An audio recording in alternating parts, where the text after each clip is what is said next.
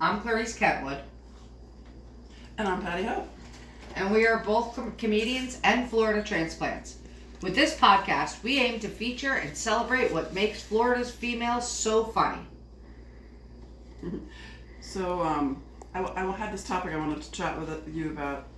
How do you feel about comedians, female comedians, or any comedians that sell merch? Like, what do you think about that? I think it depends on what merch you're bringing. I've talked to comedians who sell t-shirts, and they're all like, I make good money on them, but they're a pain in the butt because you have to like lug a suitcase, you have to have every size and, available. So, and smaller things are probably better. Right. Can I mention the FU button on our podcast? Absolutely. I just went and saw Ron Feingold at the Magnolia, and this is one of his pieces of merch. $10.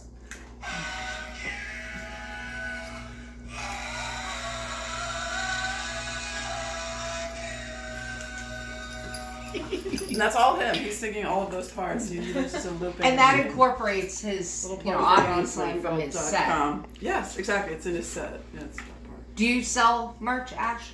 Yeah, I have merch. I sell beer opening keychains that just have my website on it. So it's pretty simple. That's easy to carry around. I just have a pouch of them. So, yeah. Nice. Mm-hmm.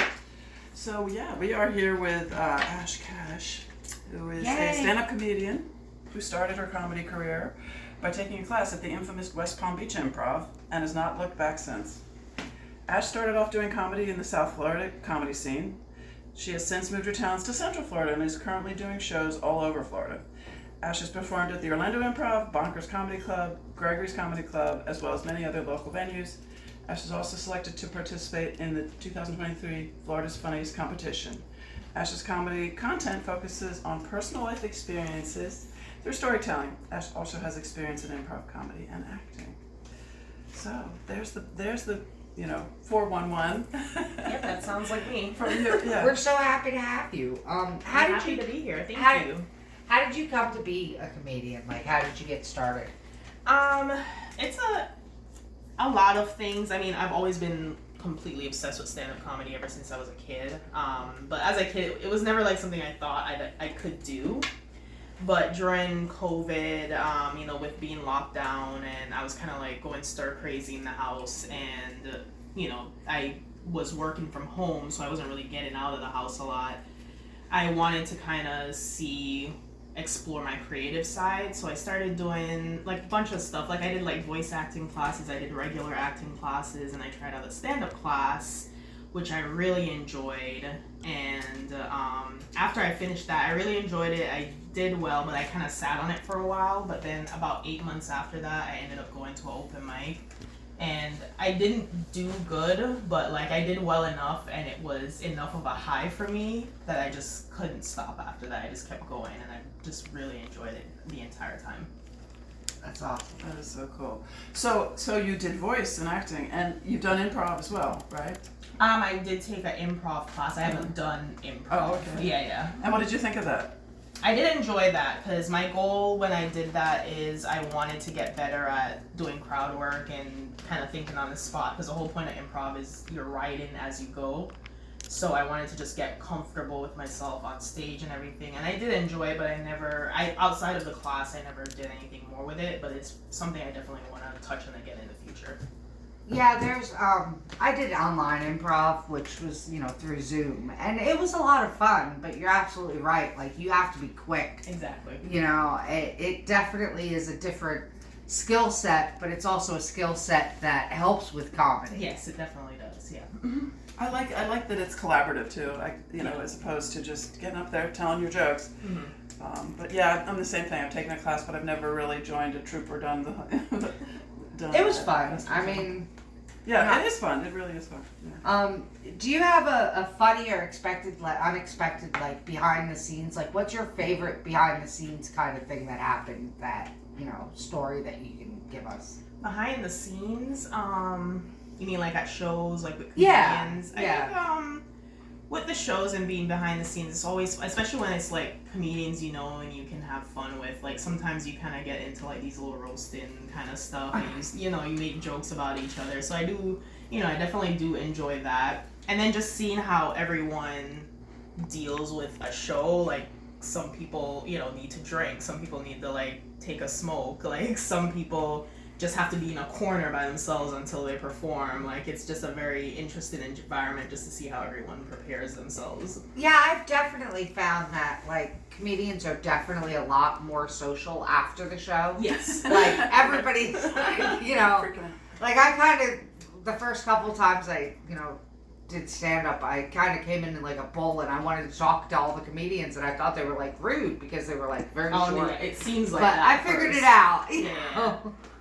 Like me, I have to kind of get my set ready, so I'll sit. When I get to it, I don't think about my set till I get to the venue because I have to see the audience, I have to see the place. So then once I get there, see what the audience looks like, then I pick out which bits I want to do. Also, not all bookers are that great about telling you how much time you're gonna do until you get there. So it's like you get there, they tell you how much time, they tell you when you're going up, and you can kind of get in the right mindset after that. So that's what I do. I wait and then I figure out my set when I'm there.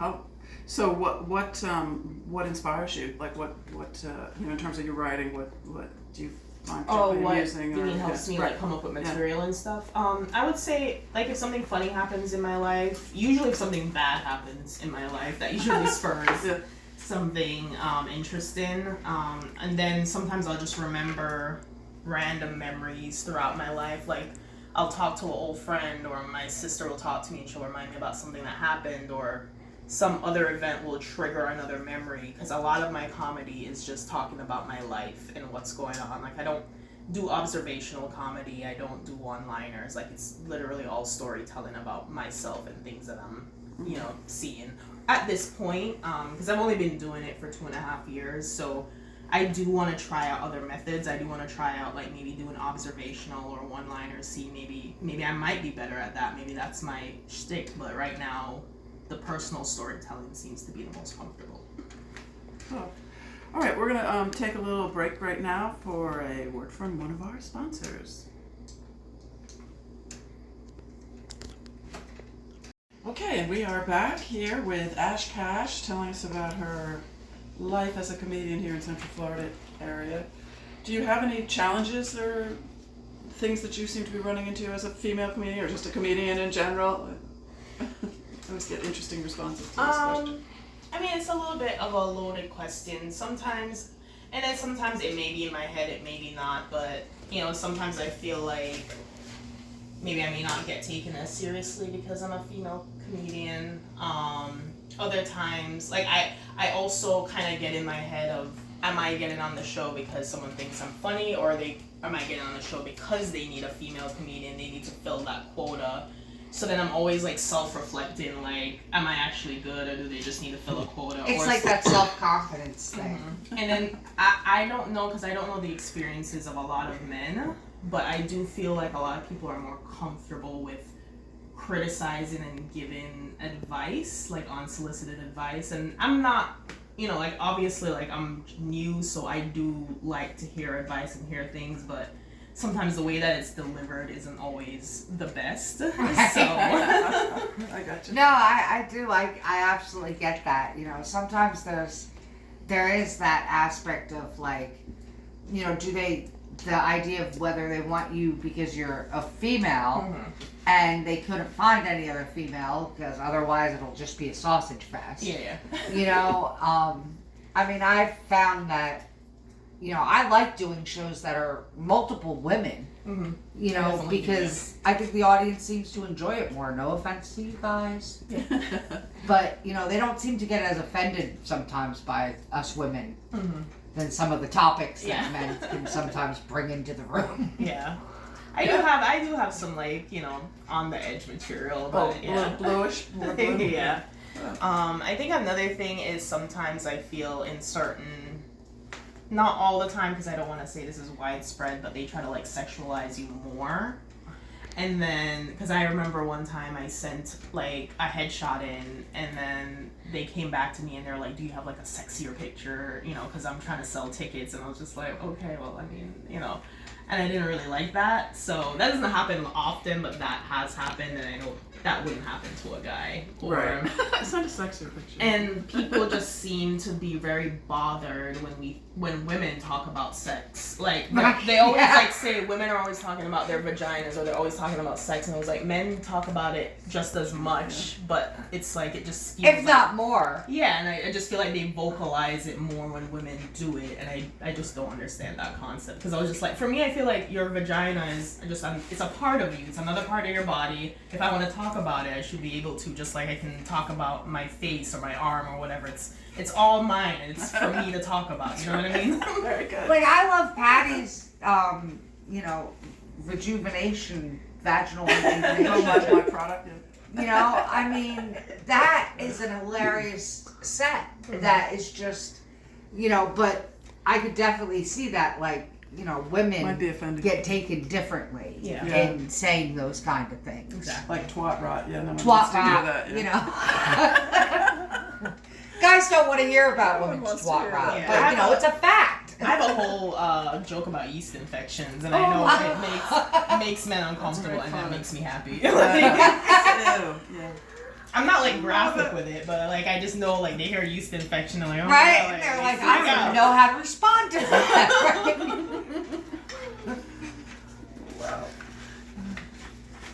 Wow. Is there anything that, like, any aspect of, like, Florida specifically, like our culture, that, you find funny? Like, are you from Florida? Have you always lived in Florida? No, I've been here for 19 years. I was originally born in Jamaica. I moved here when I was 15 years old. Oh, so wow. I have been here for a while. I started out in Orlando, went to some high school there. Then I moved to Gainesville, Florida for college. Then I got my first job in West Palm Beach. And I was up there up until 2 years ago, and now I'm on the East Coast in Brevard. So you're, like, essentially a Florida Yeah, native, essentially, pretty much. Yeah, I've been here so long, yeah. Yeah. Like, being from New Jersey, like, there's, like, things that, like boiled peanuts, right? Mm-hmm. Like, to me, that was, like, who would boil a What peanut? is that about? Yeah. Like, up in New Jersey, like, if you're eating peanuts, they're roasted. Mm-hmm. And you got them at the, football game, baseball game. Mm-hmm. But yeah, being in Florida is very interesting because of all the different cultures. Because I feel like we have a lot of Caribbean immigrants and Caribbean families here. Like you have Dominicans, Cubans, Puerto Ricans, Jamaicans, Haitians. Like it's a nice melting pot. And Yeah. just seeing how all of that interacts with like the natives. Because you have anything from like a Cuban to like I don't know if this is an offensive term, but like a redneck.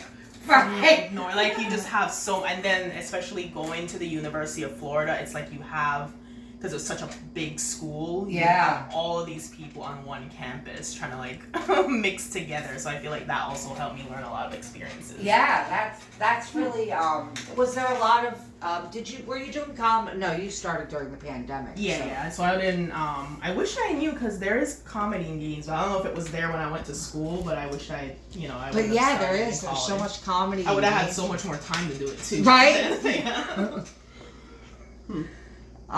Is there anything that you'd like to, specifically tell us about? Nothing coming up? Anything coming up? I do have a couple of shows. I don't know when this is gonna air, but Yeah, we don't know. Let's say we put it out there, whatever. yeah, I mean, I have a website. Something. It's www.ashcashgotjokes.com, and all of my shows are updated on there. And then if there's tickets, the ticket links are also there. So Okay.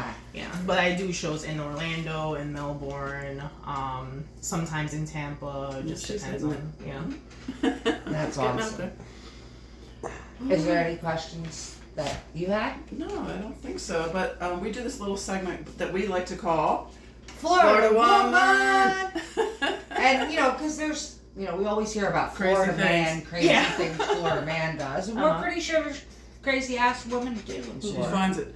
Now, this is only bringing out part of the article, so you might have to tell me because I don't remember. Okay, the headline reads, Florida woman sues chocolate company claiming false advertising. A Tampa area woman has filed a federal lawsuit against the Hershey Company claiming its autumn and winter-related Reese's treats are advertised deceptively because they did not contain certain details like mouths and eyes as seen on the packaging. Cynthia Kelly sued the Delaware-based company for more than $5 million in Florida's Middle District Thursday. That's all I have about it. Yeah. Have big mouths. Wait, So can you like, read that? so like they're like pictures. The I'm sorry, Reese's, can you see the pictures the Reese's on the, peanut butter cups, right? Yeah. And the holidays Uh-huh. on They cut out, you know. the Oh, the nice. packaging Yeah. doesn't packaging look like the actual looks chocolate. well, yeah, it looks like the chocolate has cut out eyes and mouth. Yeah, Right? but they're not But then when actually you cut open it, out. it's just chocolate covered. Right. But like, who So for decided $5 million? for $5 million? Did she buy $5 million worth of Reese's? I don't I don't understand. Where did we get to that number? I honestly don't know. She said that like the eggs are the same shape as the football. Yeah, she listed a whole bunch of it. Like It wasn't a whole- just those. There was yeah, multiple it was like ones that she the was ghosts don't I have love eyes. Reese's so much, but if I knew I could do this, I would have tried. It's just like such a Karen move, right? That's Yeah. what I'm thinking. Chocolate Like, and Karen what if she here. sues and then like the Hershey Having a company hot is flash like, over you know here. what? We can't even afford to make the Reese's anymore. I would be so sad. 'Cause Right? That is my Oh, favorite that- chocolate. Like, of all don't time. touch That's the a thing. Reese's. Hang And the up thing on is, her, like, yeah. I don't know if it's just me, but the ones in the shapes, like the Christmas trees and stuff, I feel like they taste better. I don't know if that's They it's do in the- taste They better. do, yeah. Like They are, the because like they've chocolate's got that. softer The and then yeah. You can eat all the chocolate off the side and then pull the chocolate off the top. Yeah. You know, I mean, who like, you know, you don't get anything. Nothing you buy is the way it looks on TV. No, it's not. Like they show you even McDonald's, right? They show you the filet of fish sandwich. Yeah. I have not once gotten a filet of fish sandwich that was they But the anything one that like they take a Wasn't- picture of isn't real. It's Right? a model. Like, that they exactly. made. Like They every fluffed time it I up. get the filet of fish, there's Unrealistic cheese expectations. stuck to the cart. That it should As actually women, we're look like used the to that picture. though. Like, you know, Right. with Disney movies and all of that. Right? False advertising. Disney movies have been lying to us for decades. Yeah, so I don't know why she's surprised. Like, this is part of life. There's no Hell such settle. thing as a Prince Charming. Just give her chocolate for life. Move on, Karen. Chocolate Karen. Right. Right. All right. Well, is there anything that you wanted to add? Okay, we could mention upcoming things, but again, we don't know when this will air. Will We're air. doing some more live tapings. We're gonna be with Christy. We're going to be with Christy B at her venue in Flagler Beach, the I Crave comedy, the Crave, Coastal Crave, I guess is the name of the place. And so, yeah, and we're just looking forward to promoting, you know, women in comedy, however you identify as one. Yeah, we're also gonna have we're gonna be at the Joke Joint for a drag show probably March or April. Oh, okay, excellent. We got to do that. So we have that coming up. Excellent. And so that pretty much wraps us up. We'd like to thank Leah Zanika for producing the podcast, Eddie Boscana, our AI specialist and media support, and our sponsors for their support, and most of all, you, the listeners, for joining us. Thank you. Thank you. Have a good night. Hi. Yeah. Just kidding. Actually, I am just kidding about just kidding. It is a video. Oh, Yay! Okay. All right. One more photo, please. Here we go. 1, 2, 3. Okay. Very nice. Font time, keep it around 20 minutes. You'll see. You'll get the hang of it. Okay. Is everybody ready now? I'm ready. Okay. We will start. Come on. Welcome to Funny Florida Females. I'm Clarice Kentwood, And I'm Patty Hope. and we're both comedians and Florida transplants. With this podcast, we aim to feature and celebrate what makes Florida females, like our guest Rude Nafasat, so funny. So how are you, Patty? I'm doing great. How are you doing? I'm good. I'm flustered with this Stanley Cup thing. What's that? What's the Stanley Cup thing? We're not talking hockey, Patty. Oh. I mean, I know. cups. Stanley Cups. Oh, the cups? Yeah, they're Stanley, who's made cups and insulated crap for like 50 freaking years now, puts out a pink cup, gets like 2 or 3 influencers to buy and push these cups, Okay. and now everybody needs a pink Stanley Cup. Oh my god. Rue, you've heard of this, right? Oh, I've heard of a Stanley Cup. I've been on the internet. I see you do not have the Interwebs, Stanley no. Cup. No, because I don't like to beat by someone else's drum. And also, I can't afford a Stanley Cup. Yeah, they're Bottom like line. $50. What? And the resale value on those things is crazy. Like, you're not gonna find it in the store, and then you're gonna have to pay like $100 for a Stanley Cup. Yeah, I saw one on eBay. It was like $175 for a cup with a handle. And then in the last 2 days, I've seen 4 different people post that the freaking handle fell off of their damn Stanley Cup. That's not even worth it. Right? Wow. I mean, and then I read an article about a 6-year-old that got beat up at school because she came in with a cup that wasn't a Stanley Cup, and like her friends had a Stanley Cup. I'm like, you're 6. The cup It's not holds funny, like but it's funny. it's not funny, but it is. Like That's the cup holds. The cup's bigger than the kid. You're Oh, 5. freaking cup. Goodness. That's disturbing. comical. I mean, it's comical in like a very tragic way, but you know. That yeah. Like that, it's just the next thing that everybody feels like they have to be like everybody else. Which is kind of the opposite of being in comedy, because you try to be not like everybody else. Yeah, that's the Differentiate goal, I think. Yeah. Or the accident that happens. Right, the accident happens. So yeah, as I said, we have the wonderful Rue Nafasat with us. Patty, do you want to tell us about Rue? Oh, you were gonna. I'll do it. Okay, guys. Get ready to laugh out loud, guys. Our next guest is a comedic force that brings whimsy and hilarity to stages across Florida and Chicago. Hailing from the vibrant city of Orlando, Florida, she's none other than the fantastic Rue Nafasat. Known for her whimsical, goofy, and lighthearted nature on stage, you can catch her spreading joy and laughter at various venues throughout Florida and the windy city of Chicago. Rue's not just a comedian, she's also the mastermind behind the wildly popular monthly Silly Goose comedy showcase at Breakthrough Theater in Orlando. It's definitely a comedy extravaganza you don't want to miss. So, yeah, Patty, I'm Oh sorry. my god, that was I That's your know. outro. Way to thick. Like, I feel so flattered. Go girls! So yeah, let's back up a little bit. How did you come into comedy? What's your I think arrival story? I think I've always wanted to do stand-up, but I like can't pay attention to other people, so I didn't really watch other stand-up comedians. But then I think at a certain point, like when I was in high school, I got this mindset where I had to like make sure I like provided for my family rather than do these like artistic endeavors. So I was like, any sort of art or performance art was just not part of my identity at that point, because I felt like I had to just like focus on being like the oldest child type stuff, because my family didn't come with a lot. But then I went to college, I got a job, I like did everything right with whatever everyone else like expects out of me. So I just decided that like, hey, like I think now is the time to take an improv class, which really unlocked a lot. Like I had a lot of fun doing it. It was like the permission to be just like silly and goofy and nonsensical.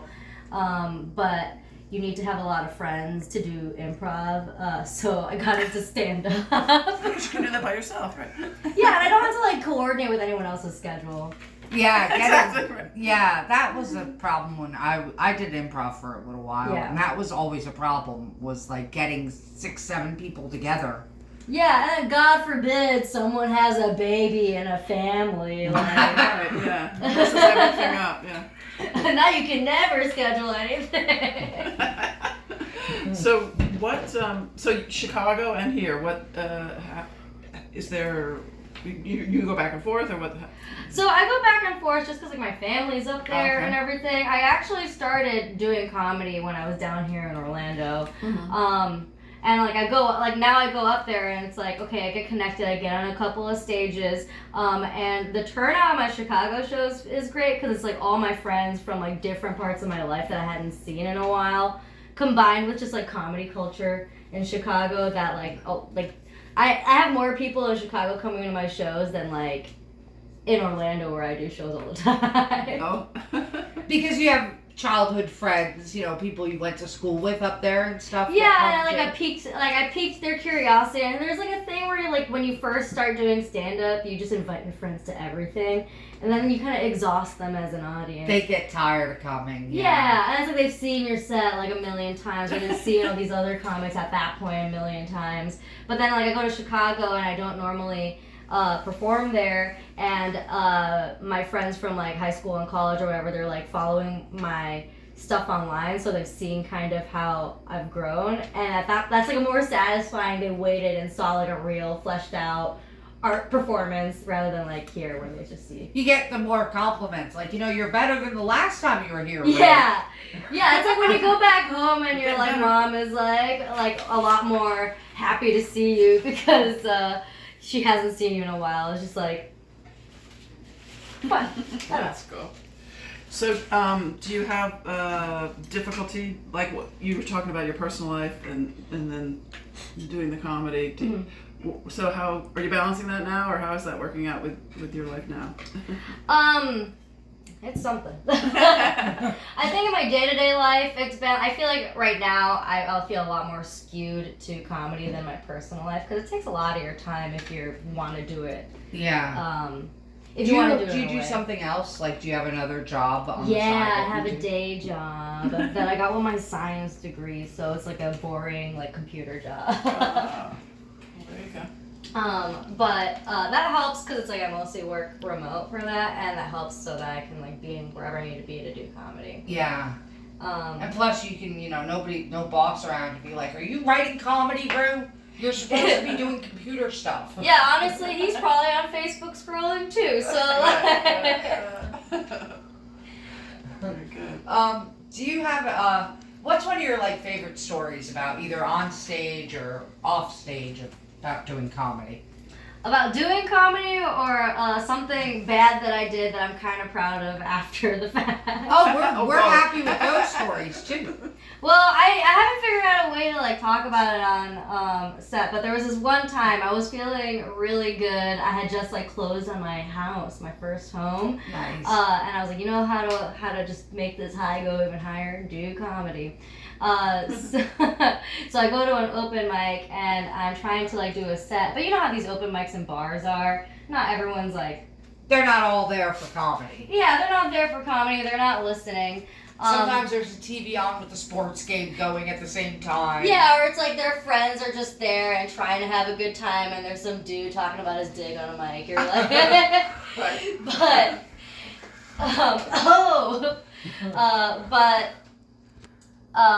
Yeah, I went up. I tried to do a set because I'm feeling good, but there's just this table that will not be quiet. They were just being disrespectful to the waitresses the entire time, and they weren't quiet. So I go over and I'm talking to the rest of the crowd, and I'm like, "Hey, should I tell this table to be quiet?" And the one guy at the open mic listening was like, "Yeah, do it." And that was enough for me. So I walk off the stage with the mic and try to say, "Hey, can you be quiet? I'm trying to do some new material here." I was trying to be polite, but I also had a microphone in my hand. And the biggest burliest guy at the table was no. And that switched something off on me where I was just I just got ticked off, and it wasn't the right way to handle it, but I tried to take this man's can of beer out of his hand, just put it somewhere else on the table, but he was holding onto it too tight. So I crushed a full can of beer in his hand. Oh my god. Oh my god. And then went back on stage. I got the light, so people were not happy with me for a very long time. People in the comedy world or people in the audience? People in the comedy world. Well, people in the comedy world that night, because I was third on the open mic list. Oh, so yeah. Pissed this guy off. Yeah, I just messed up the room for the entire time, and they were yelling. It was a whole thing. Oh my god. But I'm proud of myself. One, the waitresses hugged me after, so I figured it couldn't be that bad. But two, it was just it felt good that there was this guy who obviously just couldn't take a woman being on stage. And, Yeah. You know. Yeah, like I don't want to say it like that, but like yeah, it was like that kind of a vibe. And I just showed him like. Well, I mean, the way he was like, no. Like, Yeah. That's just, No. It was just with a lot of attitude, just like big, and like, why are you doing that? And it just like it felt like a lot of like crazy power, where I was like, okay, well you're gonna tell me no, well you can't, so here. Oh no. Oh, that's great. Wow. Yeah, I'm. Sometimes I have one of those episodes once a year. You have to have one as a woman. Like, what's one of the, I'm sorry, I lost my train of thought there. What do you think some of the challenges of being a female comedian? I saw you just did a video with, Cash, Yeah. and some other females about, We're gonna link to women- that on our. yeah, we're gonna link to that on Florida. our podcast of the, female comedians. Yeah, I think it's they see you as a woman first, and before they see you as an artist or a comic. Like they don't see, they just like don't see that first. And I don't know. I have always done male-dominated fields. Like I took lots of classes in physics, and I work in like a male-dominated STEM industry. thing. Yeah, just like being in STEM. But I never felt like fully like, oh God, feminism needs to be here. More than when I'm in like when I started doing open mic comedies, and I was like, wow, I feel like I'm in the 70s. Right? Yeah. Nothing has sometimes changed. No, it the is. rules. Yeah. Yeah. Because it's just like all about like if you present yourself just slightly skewed, it could be seen as like, oh, you're just trying to be hot on stage and have people listen to you, which is true to a certain extent. But like I'm saying like actual Well, I mean, smart should they words. expect female comedians to get up on stage and just be like, you know, as ugly as we possibly could, just so that, you know, like yeah, we're not like why hot on stage? why can you have an absolute hunk of a man up in like a suit and like say like funny things and like everyone love him, but I can't have a nice Brazilian blowout? Show a little And- cleave. Yeah, like not even cleave, just show my ankles. Ankles.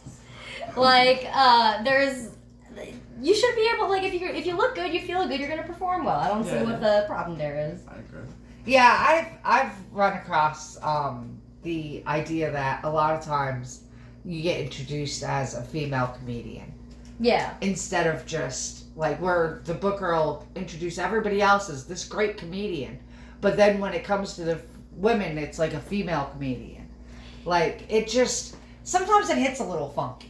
Yeah, it does, because it's like the first thing they comment on is your appearance, right? For me, like they just always are like, oh, what a cute little girl, and like I feel it's like almost infantilizing sometimes when you know you're writing like pretty good stuff, if I say so myself. I'd rather you say I'm funny than pretty. Yeah. You know, at that point. Yeah, like I put so much work into it. I actually produce shows in the area, and you're still gonna call me just a female comedian? Come on, man. Come on. Do you think there's a difference between Florida and Chicago in terms of like your material and like are there jokes that? Yeah, I'll say Blend it's definitely a different audience. I think Chicago I just understand a little bit more because I know the areas that I would hang out in, and I grew up there. I went to college there. I kind of grew up with that like state of mind thinking.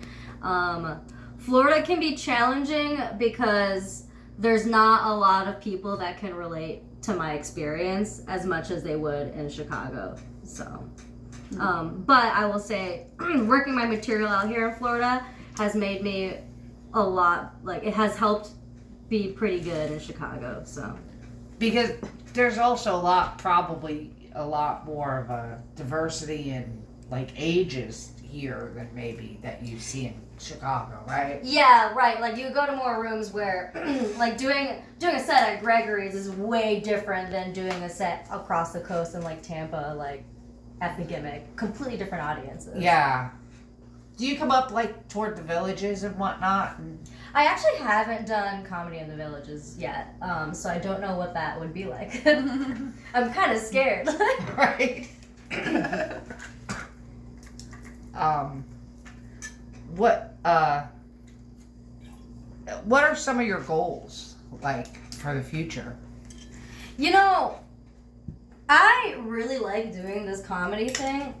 So like short-term goals, I definitely like this year I want to get into featuring, and I want to deliver like a good feature set and just like become a feature while also kind of doing host gigs. But that's like my goal for this year, is just do a feature set. Tell us a little about the Silly Goose. Yeah, it's a show that I produce in Winter Park. We started off with stand-ups, right? It's primarily a stand-up showcase, but in the middle we have a Duck Duck Goose section where we have a guest improv troupe that come in, do their thing, and it's just a very lighthearted stage that it's fun. You guys should come around sometime. Yeah, maybe right. we'll have to check it out. Yeah. Maybe we'll do we'll do Live taping. a live taping or something. Yeah, we could Yeah, we that could square would be away awesome. some time for that. That'd Yeah. be interesting. Awesome. Yeah, that'd be awesome. Well, we have a segment that we like to call Florida Woman. And because there's so, you hear about the Florida man stories of, crazy things Yeah. Florida men do. Well, we figure there's some crazy ass Florida women too. Yeah, probably. So, She's finding them. I don't know how she's finding them, but she's finding them. So here, this. You're welcome to comment on our today's Florida woman. Florida woman slings mac and cheese potato wedges during bizarre. That's it right Here we go. there. You ready?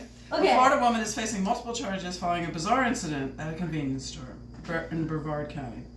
Mercy Thomas, 23, of Cocoa, was arrested on charges of robbery by sudden snatching, battery, I didn't know that was a thing, criminal mischief, and witness tampering, officials said. On January 6th, police officers responded to the convenience store at the mobile blah, blah, blah, and they entered. The woman reportedly was throwing food and damaged merchandise. The incident was captured on surveillance video, blah, blah, blah. Later, let's see, this is her husband? Could be seen yelling at a husband and wife who were in the store before throwing a container of mac and cheese. She then went on to throw the store's potato wedges on the ground. I don't know. but yeah, like What happens? I guess she went into the store and they didn't have something she wanted. And she got all pissed off and started like throwing food around the store at them. Have mercy, mercy. Like- That's well, you know, It conflated more. They're like other people got involved. It's just Yeah, so like- random. you know, while that's crazy, that's like absolutely nuts. I feel like we have to you have to have a day where you snap. And what That's is right. sometimes I want sometimes Mac it would and cheese feel day. good. Yeah. Yeah, you have the whole mac and cheese day, all the mayonnaise and the potato salad or whatever Right. everywhere.